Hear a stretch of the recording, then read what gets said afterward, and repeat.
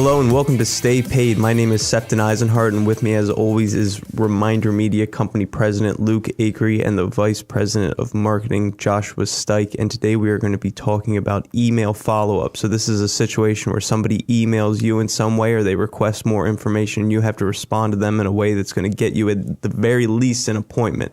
So today we're going to talk about all that. Yeah, what's up, everybody? It's good to be back on the podcast. We've been talking about, we went on this journey of like landing pages and how to design a landing page to get the lead. That led us into these follow-up sequences, I guess, as you would state it. My frustration is, and today's on the podcast, we're going to talk about email, as Septon said, but my frustration with email is that I know it's cost effective because of my own business. I've seen, obviously, you don't have to pay a lot for email. Maybe you're paying, $39.99 a month or something like that for an email provider, someone to help you with your newsletter.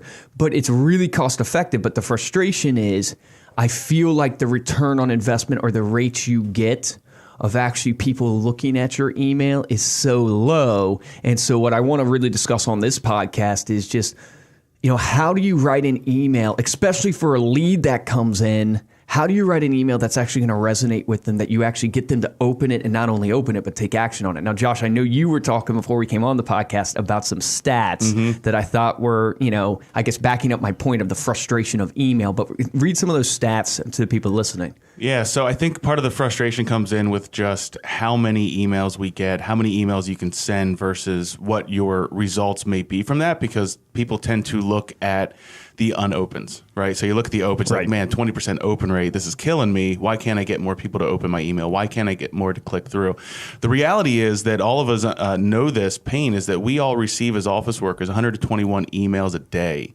There's over 260 billion emails being sent each day with only 3.7 billion email users worldwide. So that just shows you the saturation that is happening in that messaging. Well, what's interesting is and I find this to be true about myself, and I don't know if you guys back this up with what you do, but in every email application now, they're even designed this way to where they literally, you read the subject line, and you read the first sentence or whatever your email, I have an email application up in front of me right now, and I can see the subject line and I can see that first little sentence, and that's all I read to determine, what'd you say, 121 emails? 120 emails. Yeah, 120 emails. That's all I use to determine whether or not I'm going to open this or not. And there's some tricks that you can use. I don't know if anybody has seen people send them an email with the reply already in the subject line, even though you've never talked to them before. You have the reply. Read forward. Yeah. So they do it. The ones that get me, though, are not the ones that are just reply. It's the one that has multiple replies. Because I'm like, oh, man, this is probably from a conversation really long ago that I forgot about. Then I open it and dang, I got bait and switched. Yeah. And then at that point, that's maybe leads us into this kind of how do you craft an email to get people to read it? Yeah, and just to talk about the return on investment, I mean, the Campaign Monitor put out some stats last year that says that email is the king of marketing with 4,400% return on investment, meaning that for every dollar you spend in email marketing, you're going to earn $44. So that really kind of what we'll do is, as I think we work through this, we'll start looking at how do you measure your results and how are you measuring your revenue from your email marketing.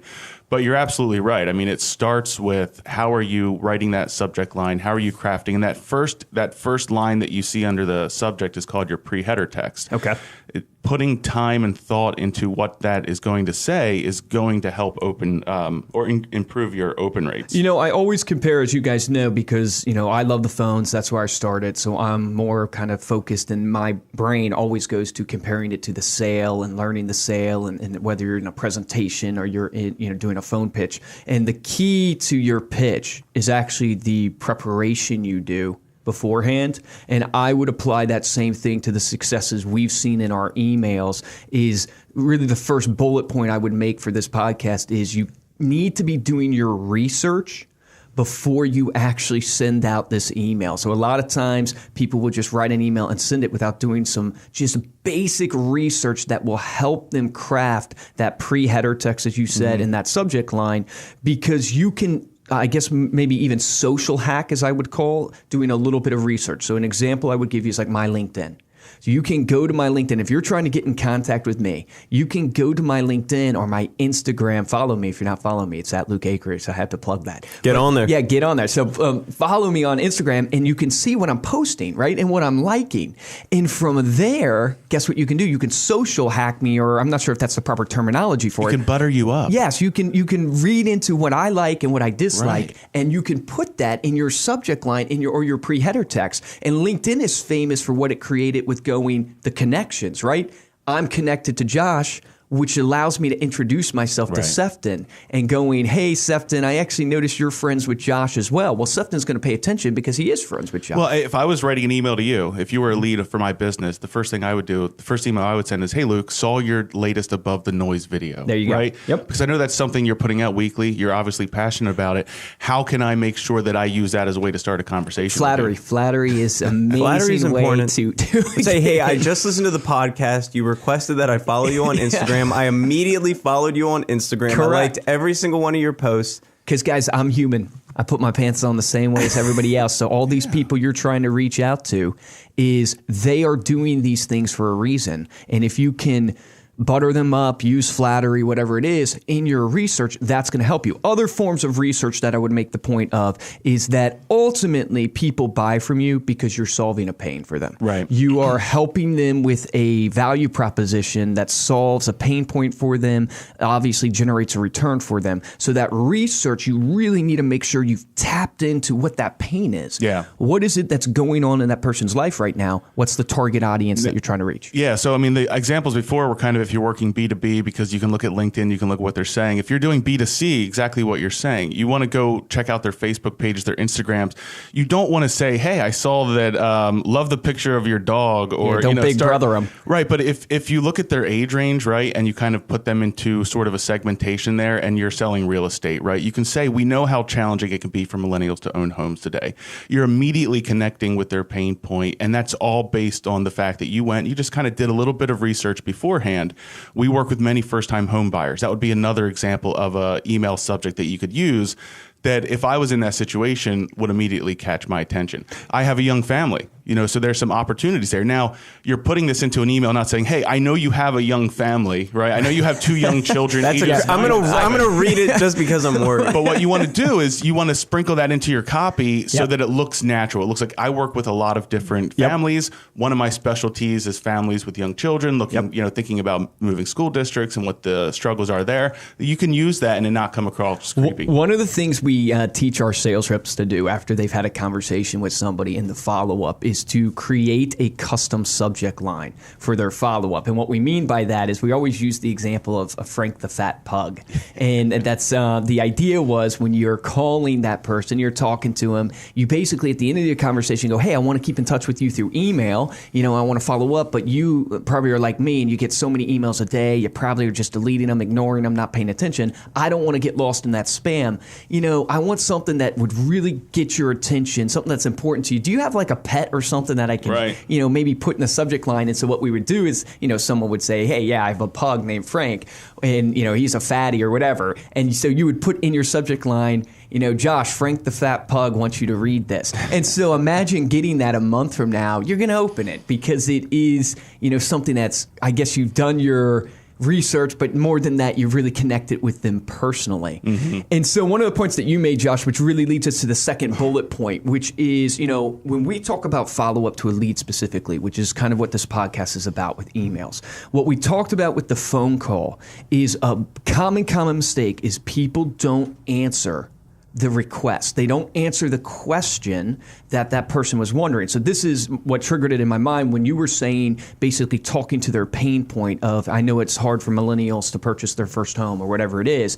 What you're doing is you're speaking directly to them. So it's key in your email, and I'm not sure if you would suggest this in the pre-header text or not, Josh, you can give your opinion, but in your email, you want to make sure you're answering their inquiry, whether that's a home estimate, something about the community information, maintenance steps, whatever it is, whatever they requested from that landing page, you need to make sure you get that out right away. Otherwise, they're going to delete it. Yeah, and also I think the important thing there is to also, while you want to answer the question, you do want to create some intrigue. Okay. So one of the ideas that you could do for something like that would be if they're if you are if they've done like a free home value, market assessment or whatever, you can say like, hey, I just finished researching the value of your home, but I have one quick question. What's the best number to reach you at? So it shows them that you're working on it, but it's giving you that opportunity to say, oh, what's the one quick question? This will take only a second to answer. And then there's other ways to kind of make sure that you're getting them the answer, but still opening up to that next level. So one example that we've used in the past was try and qualify them with an A or B answer, right? So they have to answer A or B, multiple choice. They can't respond back with a no. They also feel compelled, to give you an answer. So if they're looking for a new home, answer the question, but then say something like, are you an HGTV junkie looking for your fixer-upper, or are you looking for something move-in ready? Yeah, it's so creative. And right there, you just have a way for them to say, oh, no, we love, Chip and Joanna. We want to fix up our own Who doesn't home. love Chip and Joanna? Because if you don't love Chip and Joanna Gaines, just don't listen to our podcast, because they're the most likable human beings on the planet. So you've qualified where they are in the buying process. They're already thinking about this. You know how to start looking for homes for them, and you've opened up a dialogue through email, which is one of the hardest things to get people to reply to. It's always amazing to me because when we were talking about the cold calling, it was the same type of idea. So really what we're saying, it's human psychology. It's really what it is. It's how human beings respond to things. And because in the cold calling, we talked about never end with a statement, always end with a question. It's that same type of idea, that A and B. So you want to give them some intrigue in that pre-header, but let's talk about the subject line just a little bit more. Like, can we give some practical tips to people of how to craft a good subject line? Is there anything we've done in the past that we could share with them? Something that pops into my head right away is the mistake I make all the time with subject lines is I try to fit everything into it. Yeah. So it's like I know that's the only thing they're going to read, so I end up writing a really long subject line, which ends up hurting you, is what I have found. Yeah, there are some different studies on how long your subject line should be. At the end of the day, I would encourage people to not stress over the length of subject lines because you're going to vary from your mobile devices that are going to give you about 25 characters to your desktop devices that are going to give you about 60 characters. It's so variable, and there's really no good studies that I was able to find, and just through our own A/B testing that says the length of the email matters. It's really what you hit on there in the beginning, which is don't overload it with information that's not going to interest them. Almost don't oversell. Yeah, don't try and put everything in the first one. The one biggest tip I would give to everyone, because I have gone through this mistake myself, is I love cleverness. I love clever headlines. I love things that are interesting. I love writing copy. Quit being clever in your subject lines. There was a study that said that clear subject lines on average garner 541 more responsive than these creative subject lines. So It's probably because you have to think about it. And if you have to think about something, you're not going to do it. Well, we use email as a tool. It's a tool. It's not something it's not scrolling your Facebook feed and seeing kind of a clever ad being, presented to you. It's a tool to get through your day. So you have to answer. You have to be very, very clear in your subject lines, and the stats back that up. That's a great point. Now, what about like emojis? That's perfect. In your subject line. What about putting like an emoji in your subject line? This is one of those things where didn't we try that at one point? Like in a little American flag on like a 4th of July promo or something like that? Yeah, we've had a lot of success with it. It's definitely one of those things where it's like ride the trend while it's hot. Keep an eye on it. Make sure it's not, eventually it's going to become commonplace. But 56% of brands using emojis in their subject lines have had a higher open rate. And emojis are really simple to see. We've actually personally seen, I pulled this ahead of time, about a 26% increase in our open rates with emojis. So it's not as high as the industry average, but it's definitely impacting our own emails. It makes perfect sense to me because I honestly think one of the main reasons that is just because it stands out in that inbox. When you're listing down all your emails, most of them don't have emojis, and then the one that does, what does it do? It catches your eye, and you immediately go there. And a quick tip for anyone who's not sure how to put an emoji in a subject line, this is a good go point, to a I don't know how to website do like getemoji.com. You can search for any emoji. It'll show you what it looks like on every device, and there's a little button there that just says copy. Go over to your web browser, your webmail, hit paste, and that'll put your emoji right in the subject line. Is that the same with LinkedIn? You can do that with LinkedIn? Because I was wondering LinkedIn, you can do it with LinkedIn.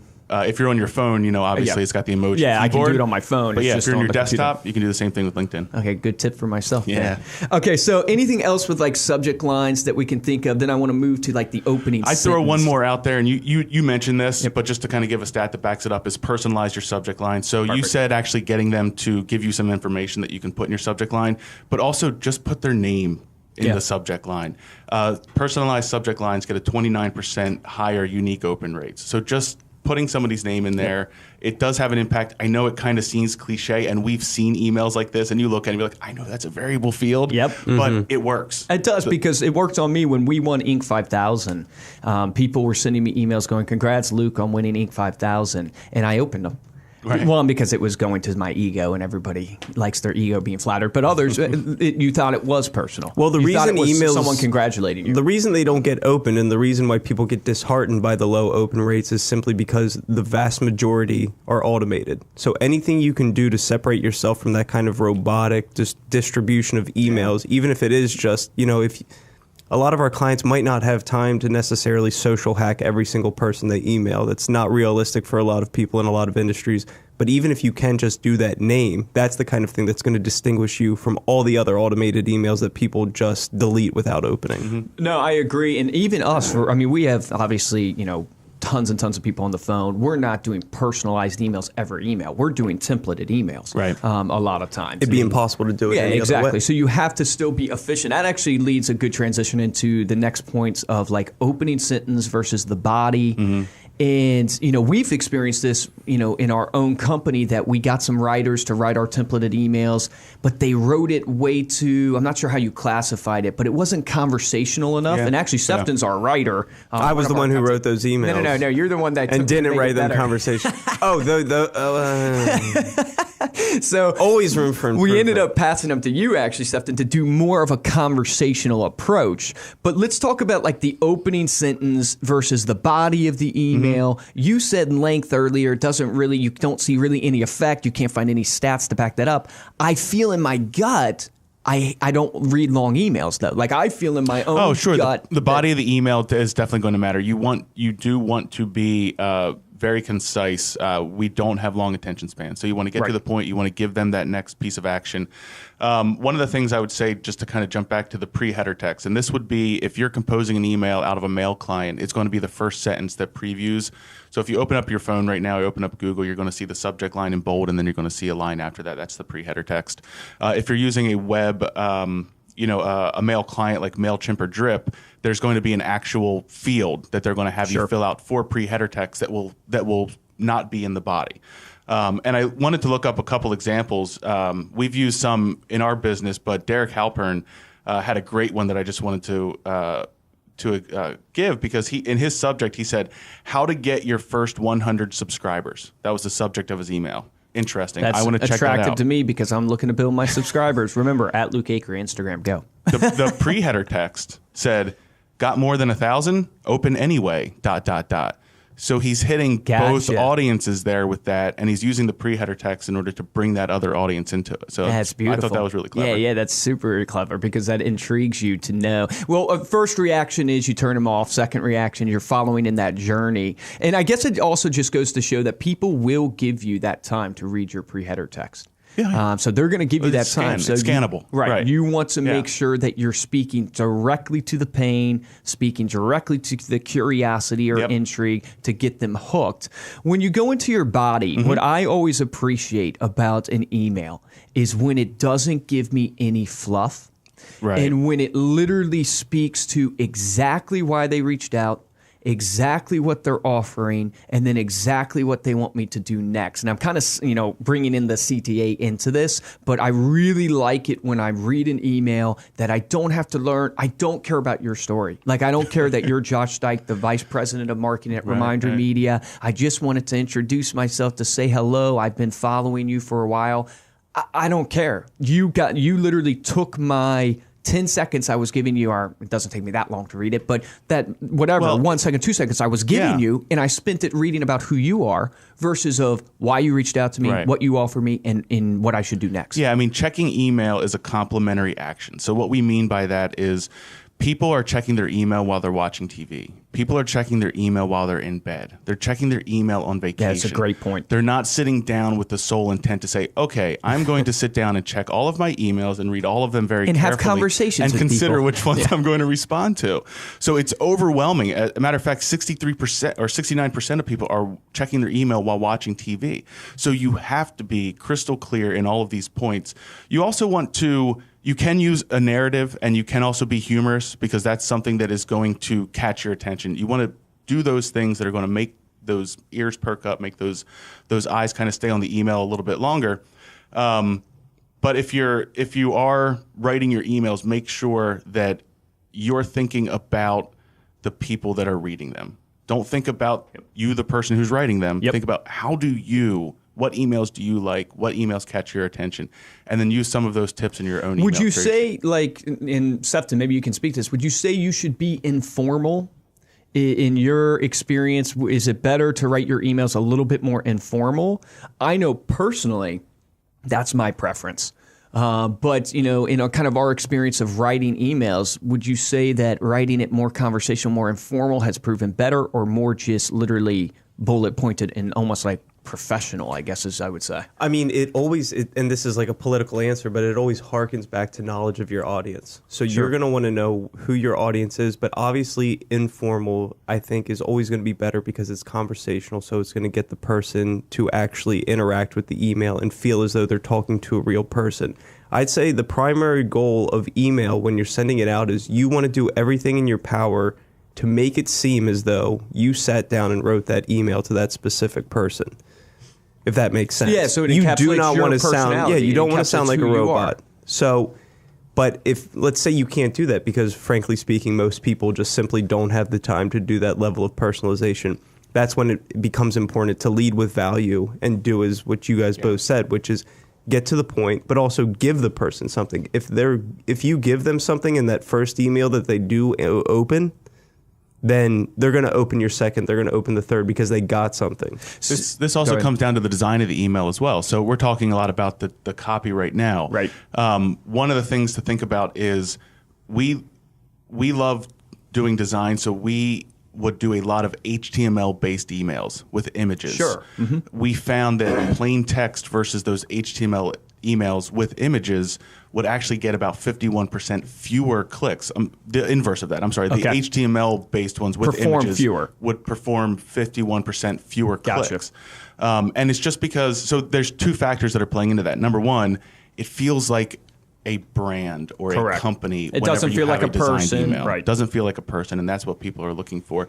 And then number two, you actually experience a lower open rate when your emails have HTML because programs like Gmail are going to see that as promotion, right? And it's going to put it in the promotions tab versus if you write a plain text email. So that's another idea. I compare it to literally being scripted versus just being authentic when you're on the phone. If you're scripted, people can see it. And I shared this with a realtor I was talking to on the phone just literally a couple weeks ago, saying one of the keys to success, I used to be so professional. Now when I talk to executives, I mean, you can own a company, a multi-million-dollar company, and on the phone call, maybe this is crazy, but I'll be saying dude and freaking and stuff like that because it's just a natural way of who I am as a personality, and people relate to that. You know, they are in the real world too, versus me just being super professional and polished. Now, obviously, you got to choose your time and place. There's a handful of industries where that kind of like suit and tie mentality still very much is good, but for the most part, people just want to talk to a human being. So let's get into the main point of your email,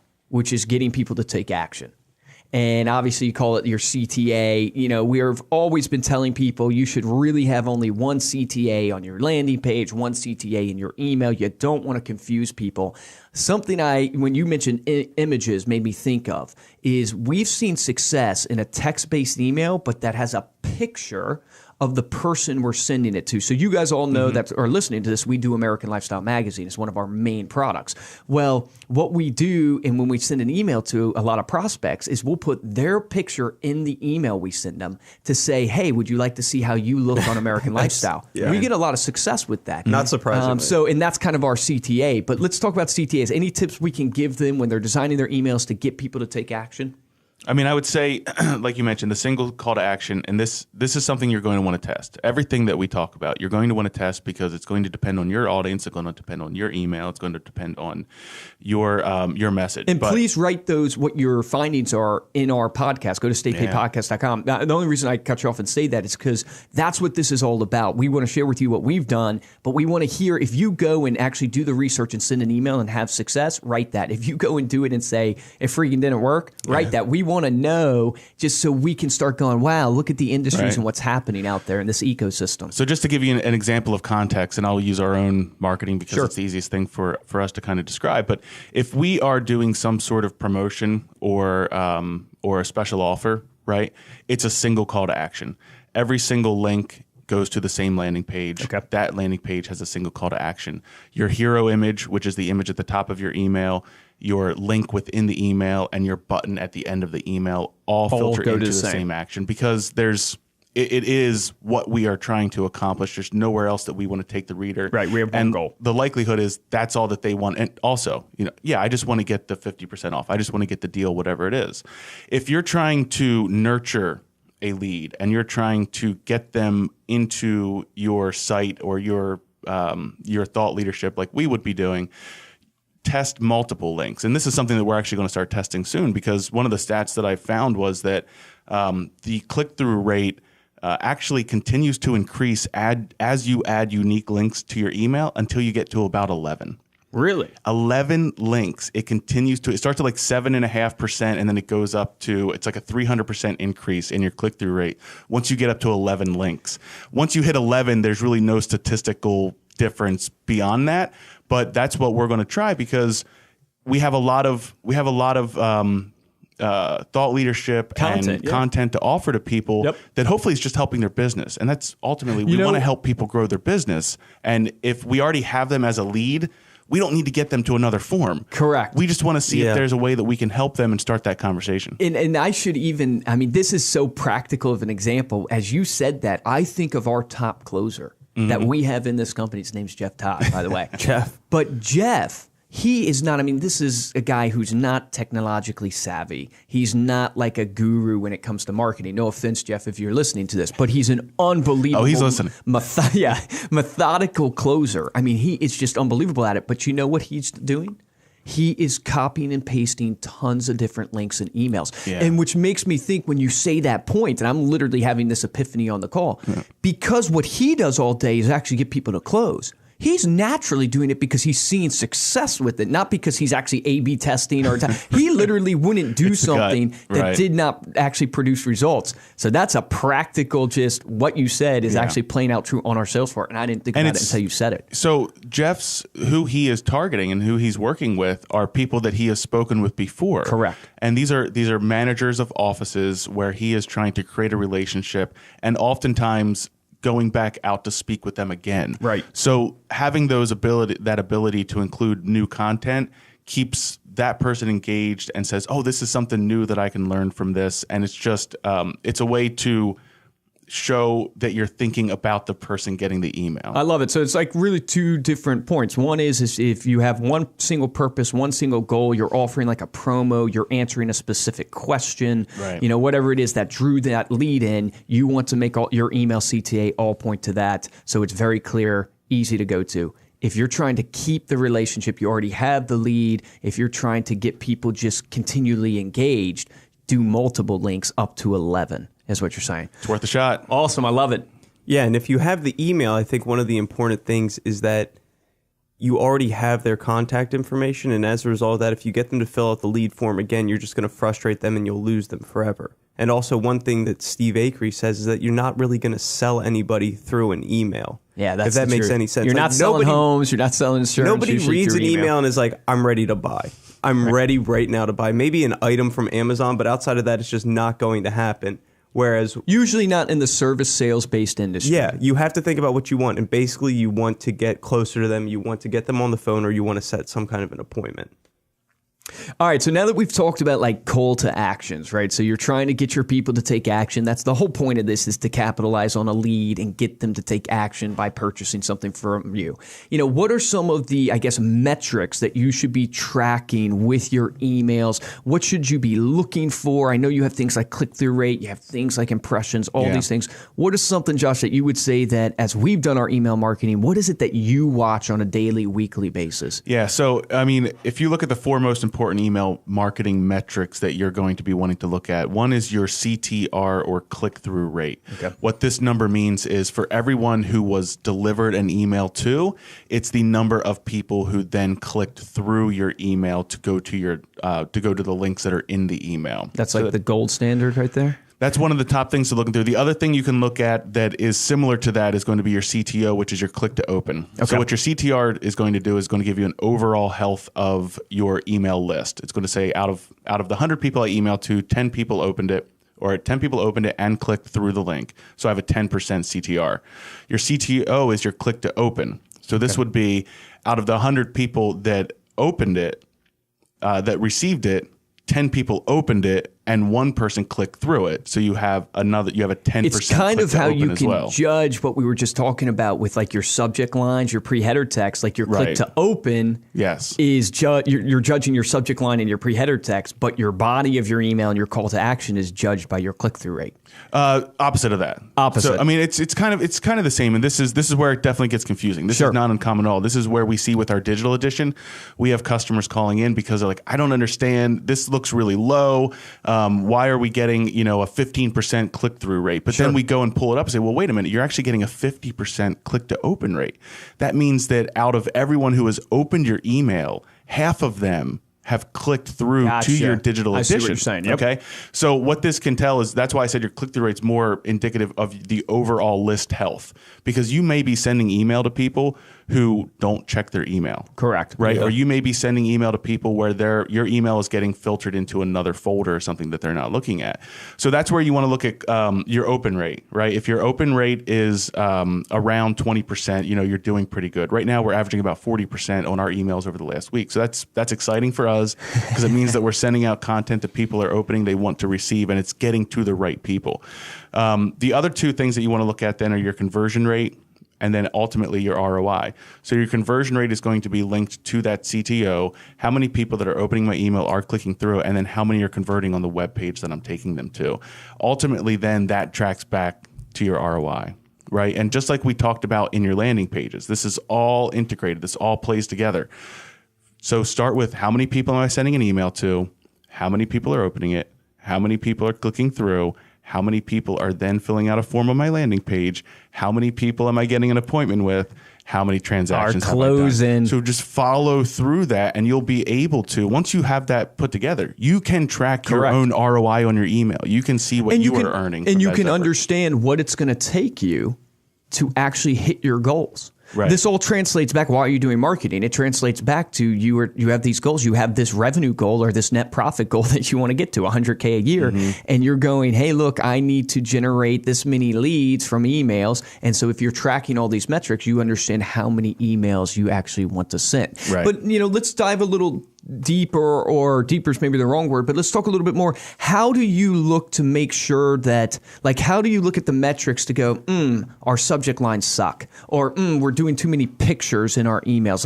Is it just your gut? Is it what are you using with the team when you're looking at these metrics to go, well, let's try a different subject line instead of changing the body of the email? Yeah. So a lot of that, when looking at subject lines, it's going to be A/B testing. Okay. So if you're using a mail client, you're going to set up two emails. Or you'll set up the same email, but then that mail client will usually give you an option to say A/B test the subject line. So you'd put one subject line in A, a second subject line in B, and then you'll watch to see which ones get the better results. And typically, it's going to be based on unique click-throughs. Okay, right? It's going to take it and say, all right, how many people are then opening it and then clicking through, and it'll tend to say this. That's how you'll kind of judge your winner. A lot of email clients will actually say, send the first 20% of emails, and then judge the winner, and then send the rest of the emails. That way we can kind of keep an eye and let the software do its magic to help us pick which one's going to perform the best. Now, just like phone calls, there's, they say the best days to call. Are you guys watching, because I know we are when we're talking in our meetings and stuff, but the best time to send an email? So we're B2B, so that does have an impact, meaning that we are emailing other business professionals. And we found that Tuesday mornings, at 10 a.m., typically tend to be the best time a day for us for emails, getting the best open rates and click-throughs.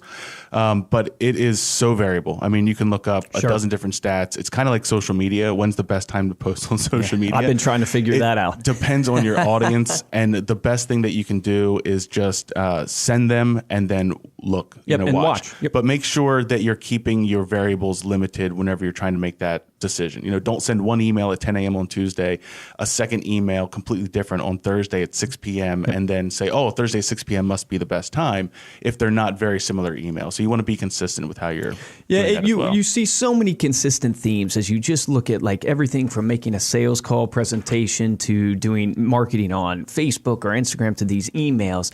It so much boils down to your target audience, who you're targeting, and then, obviously testing, because even on the phone, we test different scripts all the time to see if we can actually resonate better with this script versus this one. And then once you go, wow, this script seems to be working, what gets affected in that is, well, that script really was working, but it was working because of the audience, not really because of the script. Yeah. And if you are using a list, segment. You have to segment your list. Nobody wants to feel like they're part of a broad, email campaign that isn't targeted towards their needs. Right. And we found in our own things that when we segment our list, we have 100% higher click-through rate when we're able to segment our list into different groups versus emailing all of our customers. And you're doing the segmentation based upon the message. You're doing you're doing it based on behavior. So we would look at how did that person get onto our list? Correct. What have they interacted with in the meantime from our content? And then for us, since we sell a product, it's which products do they have and where are they at in their product life Exactly. cycle? Yeah, that's exactly what I'm thinking. It's like, how do you reach somebody with the message that is their journey? Yep. You got to reach people on their journey where they're at with that message. So that makes perfect sense. I mean, one to me. example that we do is after each time we have a print magazine, each time that somebody prints, we'll send a success guide based on the number of prints that they've done. So if they printed once, we give them a success guide on how to follow up with their clients. When they printed twice, we give them a success guide on how to leverage American lifestyle content for social media. Right. And we have seen our open rates and our click to open rates are the highest on those than any email. Because That's it's amazing. hitting them when it matters to them. when it's relevant, when it's actually relevant. Well, let's talk about the dreaded unsubscribe and spam. So, I'm always hearing in meetings that we got this many spam reported, so we need to tell the sales guys stop putting bad leads on the, the drip. What can people do to, I guess, defend against unsubscribes? Should they even worry about unsubscribes? Yeah. Spam? Don't defend against unsubscribes. I mean, if you're sending out mass emails, meaning you're sending one email to many people, you have to have an unsubscribe option in your email.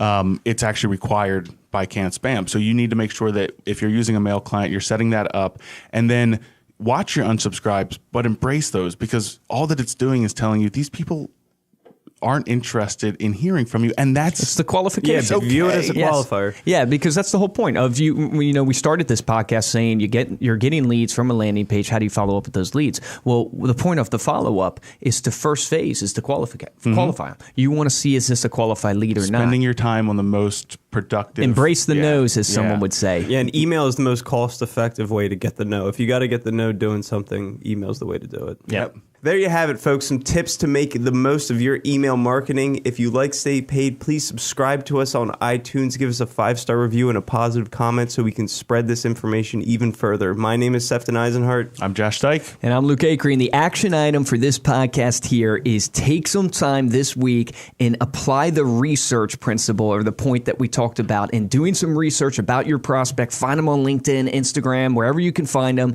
And, use that butter them up or flattery technique and see if you get a better response and get them to respond by doing the research before you send that email. As Sefton said, please go on staypaidpodcast.com. Give us a comment if you tried this action item. Let us know how it worked for you. Definitely give us a review. We want to spread this around the world, and we want to create a great ecosystem where we can all learn. So the difference between a top producer, guys, and a mediocre producer is top producers take action. Take action on that today.